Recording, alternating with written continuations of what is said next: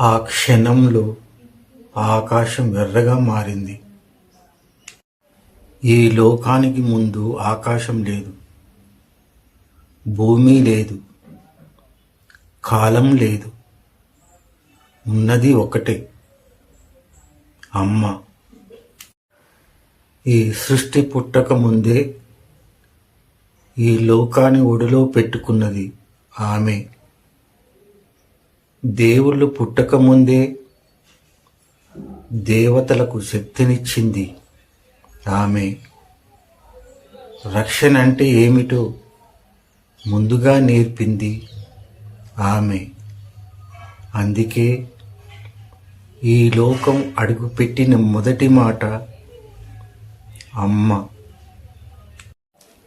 శివుడికి శక్తి ఆమె, విష్ణువుకి శైర్యం ఆమె, బ్రహ్మకు సృష్టి బుద్ధి ఆమె.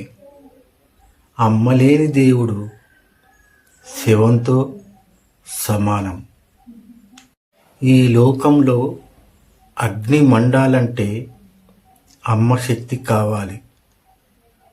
వర్షం పడాలంటే అమ్మ దయ కావాలి. మనిషి బతకాలంటే అమ్మ కరుణ కావాలి. అందుకే అన్యాయం పెరిగినప్పుడు దేవుళ్ళు కూడా చెయ్యెత్తారు. అప్పుడు ఈ లోకం మళ్ళీ ఒకటే మాట అంది, అమ్మ కావాలి. ఈ లోకంలో బలమైన వాడు ఎవరు అని అడిగితే చాలామంది రాజులు, యోధులు, దేవతల పేర్లు చెప్తారు. కానీ నిజంగా బలమైన శక్తి అమ్మ. ఆమె కోపిస్తే విధ్వంసం, ఆమె కరుణిస్తే జీవితం. ఒకప్పుడు ఈ భూమిపై అహంకారంతో నిండిన అసురులు మనుషులను, దేవతలను కూడా బానిసలుగా మార్చేశారు. పిల్లలు ఏడుపులు ఆకాశాన్ని చీల్చాయి. తల్లుల కన్నీలు భూమిని తడిపాయి. అప్పుడు ఈ లోకం మొత్తం ఒకే మాట అంది, అమ్మా రక్షించు.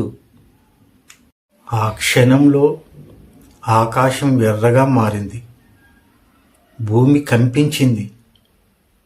అగ్ని, వాయువు, జలం, ఆకాశం అన్నీ కలిసి ఒక మహాశక్తిగా మారాయి. ఆ శక్తి అమ్మ అవతారం. ఆమె కళ్ళలో కరుణ ఉంది. అదే సమయంలో విధ్వంసం కూడా ఉంది. ఎందుకంటే అమ్మ ఎప్పుడూ యుద్ధం కోరదు. కానీ అన్యాయం ఎక్కువైతే ఆమె నిశ్శబ్దం భయంకరం. అమ్మ అడుగులు వేసిన చోట భూమి పవిత్రమైంది. ఆమె చూపు పడిన చోట భయం పారిపోయింది. అసురులు నవ్వారు. ఒక స్త్రీన మమ్ముల్ని ఆపేది అని. కానీ వాళ్ళు మర్చిపోయారు, స్త్రీ అంటే బలహీనత కాదు, స్త్రీ అంటే శక్తి. యుద్ధం మొదలైంది. అమ్మ చేతిలోని ఆయుధం కేవలం ఆయుధం కాదు, అది న్యాయం. ఒక్కొక్క అసురుడు పడిపోతుంటే ఆకాశం నిశ్శబ్దమైంది. చివరకు అహంకారం అనే రాక్షసుడు కూడా అమ్మ పాదాల వద్ద కూలిపోయాడు. అప్పుడు అమ్మ నవ్వింది. ఆ నవ్వులో విజయం లేదు, అహంకారం లేదు, ఉన్నది ఒకటే కరుణ.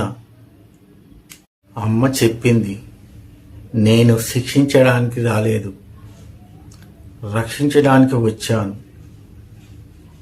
అన్యాయం చేసేవాడికి నేను యమం, న్యాయం కోరేవాడికి నేను తల్లి. ఆ రోజు నుంచి ఈ లోకం ఒకటి గుర్తుపెట్టుకుంది. భయం వచ్చినప్పుడు అమ్మను తలుసుకో, అన్యాయం ఎదురైనప్పుడు అమ్మని నమ్ము. ఎందుకంటే అమ్మ ఉన్నంత వరకు ఈ లోకానికి ఓడిపోవడం లేదు. ఈ కథ నచ్చితే అమ్మ పేరుతో ఒక లైకు, ఒక షేరు. నీ మనసులో ఉన్న భయం ఈ వీడియోతో పోయిందంటే అదే అమ్మ ఆశీర్వాదం. జై అమ్మ.